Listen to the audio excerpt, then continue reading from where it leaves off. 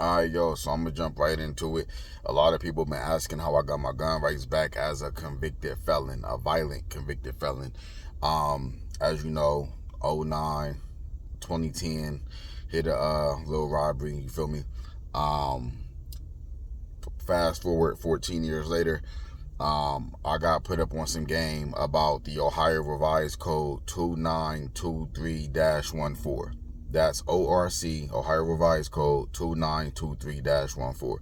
So what happened is I went to go look it up, and it basically gives you an outline of what felonies can and cannot be granted, basically.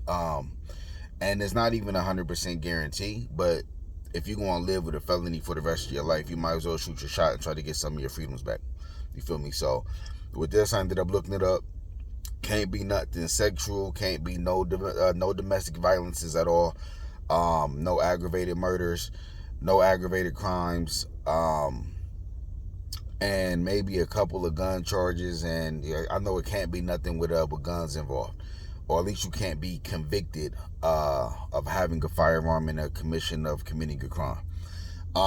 So fast forward, I ended up filing. I went on there. I went downtown. You got to go downtown to the Common Pleas building.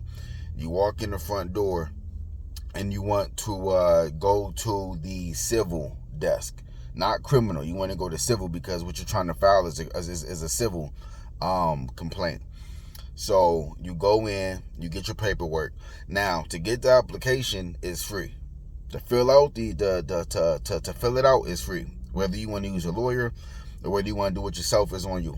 I did mine on my own because I felt like I didn't really need a lawyer. I had a lot of things going in my favor. So what I ended up doing, I went downtown. I went to the civil desk. I got the paperwork. I filled it out right there on the spot.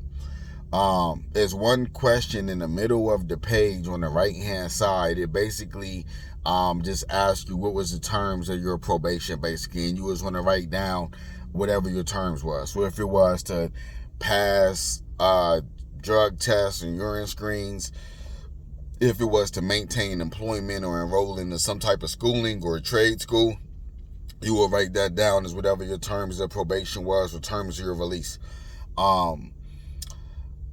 After that, you submit it. Now, to submit this paperwork, I paid $230.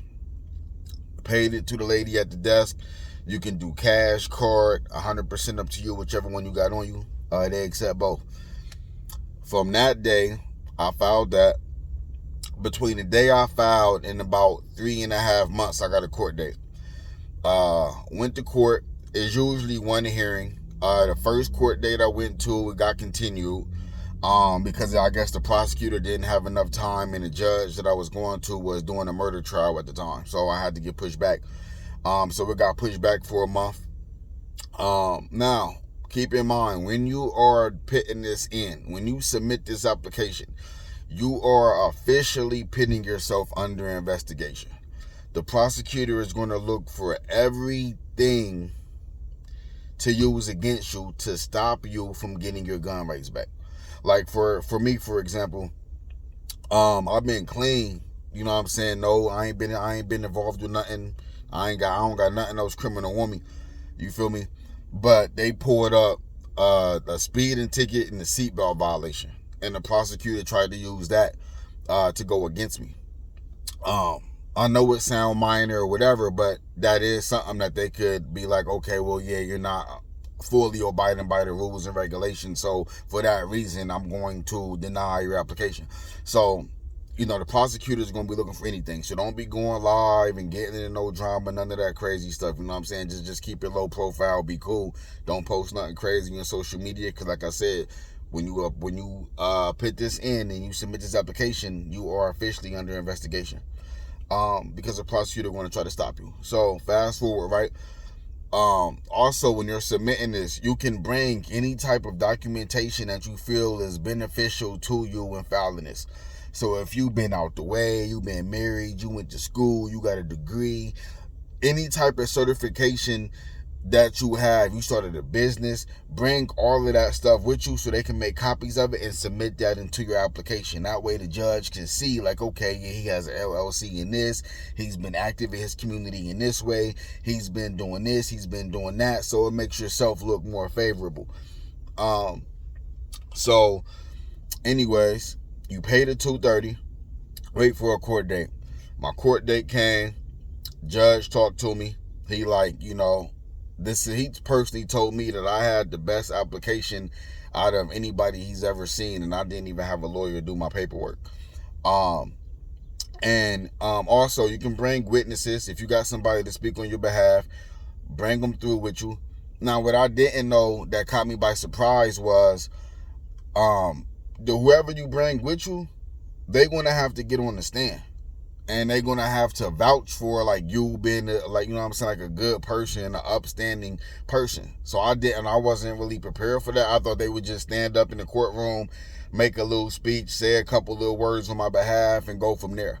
But nah, you bring somebody with you, they're going to get on the stand. And you might have to ask them a couple questions, and the prosecutor is going to cross-examine them. Like, the number one question the prosecutor is going to ask is, have you ever seen this person angry, and how do they respond to being angry? And you know what I'm saying, stuff like that. Just try to see what your real character is. And I'm going to show you real quick. Let me see. Like right here, the state objection is overruled, and Eric Evans' application for relief of weapon disability under ORC 2923-14 is granted. You feel me? So I get all of my rights as a regular citizen back. It comes with a couple little things, but you can check the aisle and submit yours. But so for me, like, a firearm right here, got it holstered the whole.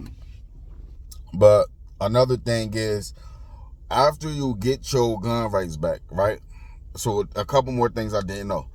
One, whatever money that the courts didn't use out of that $230 that you paid for your application, they send you a refund for that. You get a check in the mail for the remaining balance. Like, I paid $230, I think I got back like $85, $90. You know what I'm saying? Of what the courts didn't use for that, for the court case and the court fee.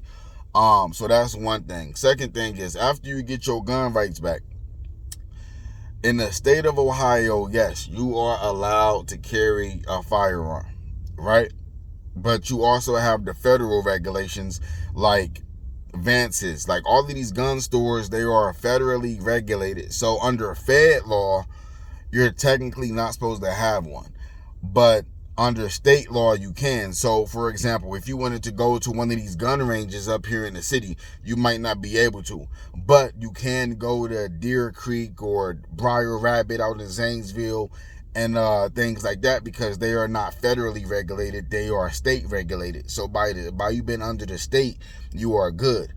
What else? Also, I have a private instructor. Once you get all of this stuff done, I got a private instructor that will do a class with you, and he'll let you obtain your CCWs. So you go to him, pay a flat rate, he'll teach you how to shoot. I think he had me bring like 450, 500 rounds with me. We went through about 500 rounds. I had my own gun at that time. Yeah, you feel me?